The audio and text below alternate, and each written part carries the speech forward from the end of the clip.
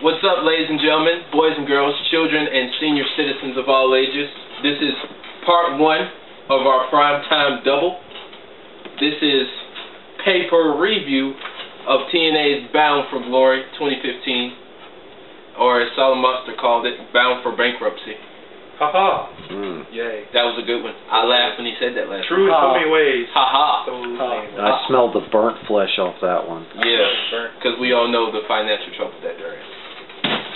But anyway, this event was held in Concord, North Carolina, at the Caribus Arena. Might as well say close to Charlotte. Apparently the building sat 5,000 people, but they had a good crowd. Apparently 3,000. Nearly 4,000 people showed up. So they actually had a good crowd. That's sad though, still. I mean, from what I heard, they were actually giving out free tickets because ticket sales weren't that great. You said it's at 25,000. No, 5,000. 5,000. The maximum is 5,000, but they had like 3,000 something. Wow. But they, But anyway, overall, I thought it was a good show. Of course, the main event was the TNA World Heavyweight Championship. EC3 defending against Matt Hardy and Drew Galloway. That's right. Mr. Stand Up. And we'll talk about that later on in the show. But overall, Mr. Hardy's with attitude. Yeah. Oh, I'm talking about Drew Galloway. Oh. Yeah. But anyway, like I said, I thought this was a good show. The first match, I thought was pretty good. I'm going to get into the Bound for Glory Gauntlet Match, which pretty much the whole roster was in it. What's up, JT? But we'll talk about that a little later. The first match was the Ultimate X match. It was for the X Division Championship, which I thought was a pretty damn good match. I wouldn't necessarily call it one of my favorites, or I wouldn't put it in my top 10 or whatever, but it was a good match. I don't think TNA has ever had a match in our top 10. Ow. It's true. Touche. I mean, just saying. When was the last time they actually had a good match that we can remember? Early 2000s. I believe it involved AJ Styles. I believe it involved an Ultimate X match and somebody jumped to the center of the X room. You know, somebody who is suicidal. Yeah.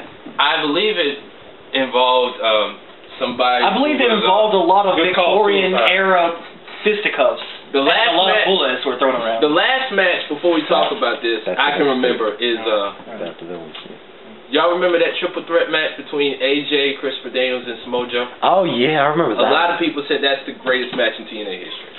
That was from like 10 years ago.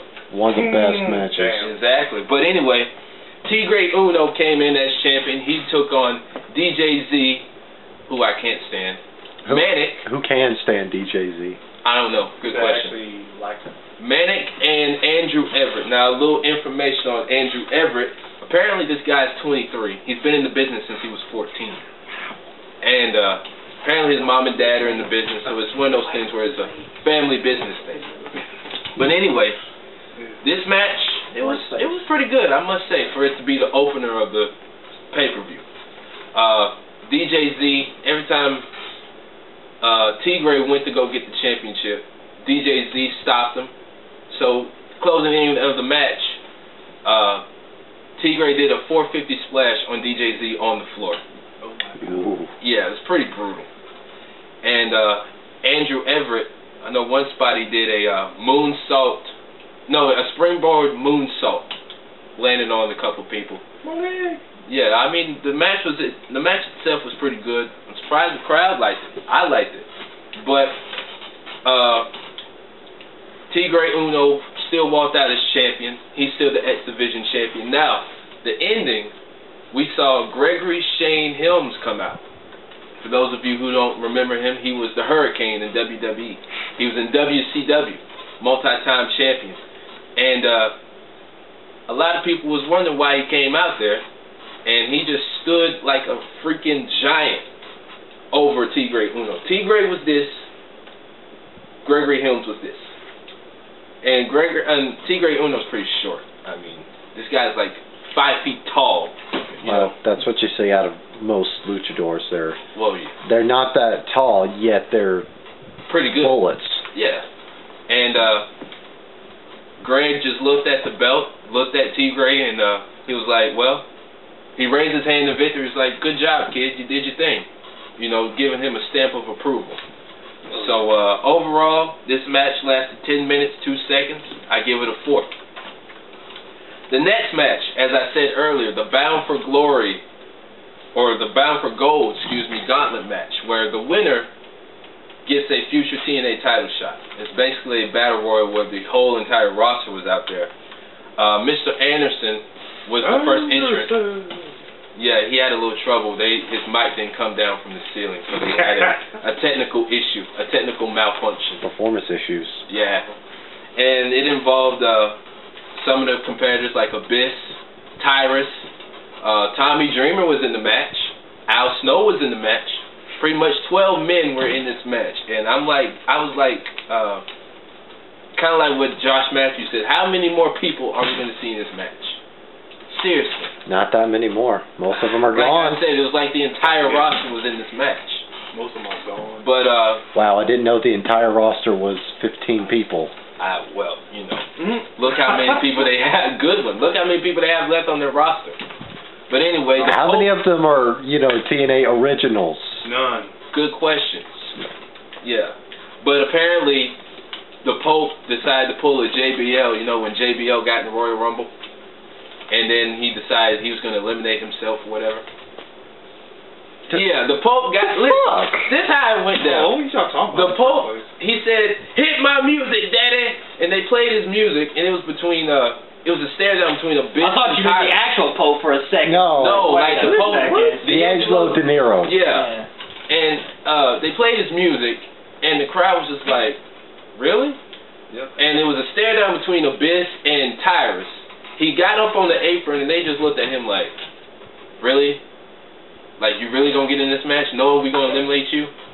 And the Pope just went back to the desk and eliminated himself. Didn't even get in the ring, by the way. Wow. Yeah. Tell me about it. That's some stupid Just shit. making more. And more stupid. Tyrus, just long story short, Tyrus won the match, so he gets a future title shot. EC3 came out there. He was like, good job. Now me and you are going to go for the tag team titles. He was like, Tyrus was like, no, I'm not going for the tag team titles. I'm not going for the X division. I'm not going for the knockouts or the King of the Mountain. He said, I'm going for the heavyweight world championship of the world. Calm down. It's already the world heavyweight championship. How many more worlds do you have to put in there? Well, you got enough to make Christopher Daniels and Frankie Kazarian, you know, happy. Yeah. But he still said to EC3, I got your back for your match tonight. So like I said, Tyrus won the match, 24 minutes, 30 seconds, and it gets a 3. Alright, the next match was for the TNA World Tag Team Championship. The Wolves coming in as champions, taking on GFW's Brian Myers and Trevor Lee. Now, I must say, I haven't heard of Trevor Lee until now. Trevor Lee's pretty good. Brian Myers, for those of you who don't know, he's the former Kurt Hawkins in WWE. He's got this new look. You know, he's done cut off all the hair. But he's still a damn good wrestler. Damn good. Yeah, I got my words twisted. But this match... don't get it twisted, no. I mean, this title match really wasn't what I thought it would be. It was okay, at best. And, of course, the Wolves still walked out as champions. And the match lasted 11 minutes, 24 seconds. It gets a 2.5. I was just kind of disappointed with this match. That's a shame, because the Wolves are one of the best tag teams. Yeah. After that was the King of the Mountain Championship. Bobby Roode coming in as champion. He defended against Lashley. Now, these two know each other pretty well. They've done their homework on each other. Look how many battles they've had. Whether it's for the world title, singles match, what have you. I mean, they just pulled each other's moves on they just pulled each finishing move on each other. I mean, it was a really good match. Back and forth. The crowd was into it. And in the end, Bobby Roode hit the Roode bomb, and he still walks out as he still is the King of the Mountain champion. At the end, the two shook hands as a sign of respect because, like I said, they know each other like the back of their hands. And the match lasted 14 minutes, 17 seconds. I give it a 3.5. Three and a half. Say what? 3 and a half. 3 and a half. 3 Yeah. and a half. 3 and a half. 350. 350. 350. 350. After that was a match for the TNA Knockouts Championship. Gail Kim defending against Awesome Kong. Now these two competed for the first ever championship. Gail Kim being the first ever Knockouts champion. Awesome Kong being the 2-time champion. Gail Kim going on her 5th title reign. I was also disappointed with this match. This match had more stink than the toilet bowl after a Taco Bell fit. It had more stink than my bladder when I'm using the bathroom at work. I think the worst comparison I've heard about this match was this match makes an Eva Marie match look strong. Ow. That is bad. That is bad. That is horrible. Damn. But like the thing was like, I mean, Awesome Kong just basically was beating her up on the outside of the ring. Gail Kim's husband was in the front row trying to distract her. It was. She just beat the fuck out of her. No, it wasn't that. It was like for example, Gail Kim's husband. She's married to Chef Irvine. Nigga, what? And like, I forget the guy's name, but his name is Chef? Yeah, no, he's a chef. I think he's that's his actually a title. real chef. Yeah, that's his title. Oh, I thought his name was Chef. I was like, what? No, like his real name is Chef something Irvine. Is he black? No. Okay. But I forget the guy's first name. But anyway, he kept distracting the referee like... Say what? Nothing. Oh, but South Park references. Oh. No, but like, he was distracting the referee like, oh, my wife's getting hurt, she's hurting my wife, blah, blah, blah. I'm like, dude, shut up and watch the match. You're really making the match Even more crappier than what it already is, you know? Yeah. And it was just... I just didn't enjoy this match.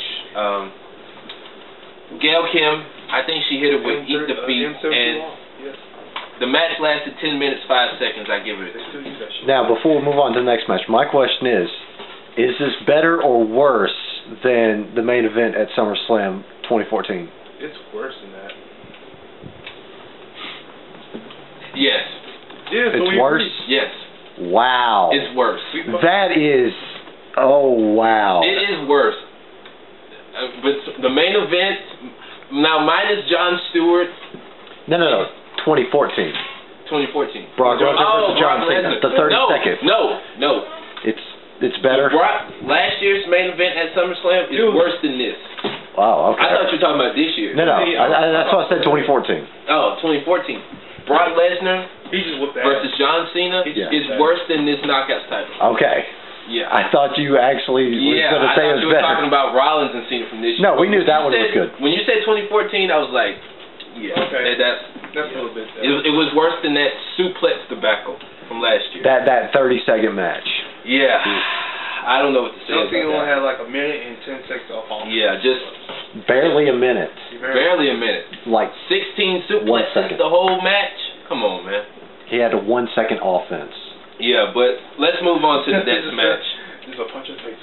Yeah, but let's move on to the next match. This match was a no disqualification match. It was Eric Young taking on the returning Kurt Angle. That power driver there. He did hit him with a power driver. Oh, on this match? Yeah. Damn. This match was as awful as the Knockouts match. Damn. Actually, he rated it worse. Yeah. Well, all the matches that? No, like, the thing was, Eric Young, you know, he's got this deranged character now. Yeah. And he, like, power drive Kurt on his neck. And the EMTs come out there. He beats up one of the EMTs. Damn. He throws he threw one of the trainers on his back. Like, just threw him on the floor, just beat him up. He's trying to, do what trying to hurt Kurt Angle. Yeah. Kurt Angle's like, listen, I can't go. You know I got a bad neck. And so then, Kurt Angle shows a little fight and, shows a little spirit. And then Kurt Angle puts him in the ankle lock and taps him out, basically. And the match really wasn't just, they were just, the announcer was just like, Eric Young snapped. He's going too far. He's really doing Kurt wrong. He shouldn't be doing this. Somebody should stop the match. And this match really wasn't what I thought it would be, honestly. But when Kurt hit him with that ankle lock, then that's just when they were like, okay, Kurt, you got this one. You came back. Just go ahead and tap him out. Close the show. Yeah. Well, no. Well, something like that. Well, no, what was the phrase for ending a match quick? Oh, go home? Yeah, go home. Yeah. And Kurt Angle won with submission. I Naomi with this. I kind of like Dramatics. Dramatics, thank you. I can't even say the word right. Get it right. The dramatics of the match, but the match wasn't good itself. The match lasted 13 minutes, 10 seconds. It gets a 1.5. Now, I want to say that I'm wrong on this, but I think that is the lowest rating we have ever given a match that has been rated. From any company. I can't even remember the last time. Oh shit! I can't remember the last time we gave a rating like that. I mean, but like when I we said, first started, that probably happened when we first started, basically. No, I don't even think we had one that low, like below a 2. Yeah, at least 2.5 or below. I mean, but you know, did you give it a 5 or a 0.5? 1.5. 1.5. But like, I mean, he knows Kurt's had a bad neck, and he's trying to beat everybody up. He's trying to help him, and it's just. I mean, I can't believe they would do that kind of match, you know, for Kurt Angle returning. Yeah, but you know, Kurt got the submission and he won. But finally, we get on with the main event. It's for the TNA World Heavyweight Championship. It was a triple threat match. At first, it was a singles match. Then it became a triple threat match. Yep. Damn. EC3 defending the title against Matt Hardy and Drew Galloway. Matt's brother Jeff was special guest referee. Matt pretty much had all his friends and family out there. His dad, who he calls the Legend, was out there. His wife, Reba Sky, was out there. And their son, their baby boy, was out there as well, in the crowd supporting Matt and Jeff. But I actually enjoyed this title match. It's not one of the best title matches in TNA history. Better than all the rest of the matches that happened that night. Well, depending on who's in there. But I actually enjoyed this match. One spot in the match where EC3 had Drew Galloway on the table. So this was also a no disqualification match. He had Drew on the table, and he suplexed Matt Hardy through Drew through the table. Damn. Yeah, and it was you know, like I said, it was actually a good match, back and forth. All three guys were doing their thing, and apparently EC3 thought Jeff wasn't counting enough, so we slapped him. Jeff hit him with the chair. Matt hit Drew Galloway with the Twist of Fate, and Matt becomes the new World Heavyweight Champion in front of his home. Pinning. Yeah, EC3. Oh, it's a triple threat. Yeah. Okay. So the champ. I thought it was just a normal match. Now you tell me it's a triple threat, then I get it. Yeah, the champ doesn't necessarily have to be pinned. You know, you can pin whoever to win the title.